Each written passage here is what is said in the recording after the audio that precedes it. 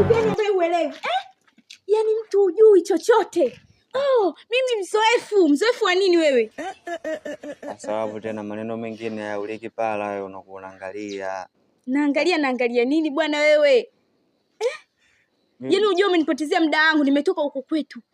Fanya haraka. Sio nini na nini, nafika hapa mtu yani uelewi chochote kile. Hivi unakuaje yani? Unajua sijakuelewa bado. Asa maelekezo tu, kuna muda mwingine unatoa maelekezo, bwana wewe fanya hivi na kuwa naelewa, lakini usipale maneno kama hivyo likiongea hapo. Nikuelekeze mtoto mdogo, wewe kitu gani ambacho ukijui wewe?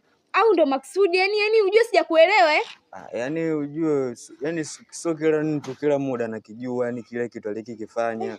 Kwa hiyo tu unalika tu maneno haya mtu anakuwa naelewa. Nakuomba kitu hiki kimoja, ninapoinua hapa mguu wangu, sitaki unitafute. Namba yangu ione kama vile kituo cha polisi. Sitaki unijue, sitaki yani ufanye kitu chochote. Si unaelewa?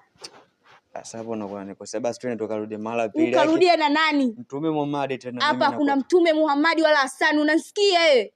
Yaani sitaki tena unitafute. Bwana wewe, mimi nakuahidi mara pili tena. Kake Mungu tena twende mara pili tena. Wewe. Vitu vingine tu maelekezo tu madogo mtu anakuelewa. Kweli vitu vile kitaka ujuzi kupa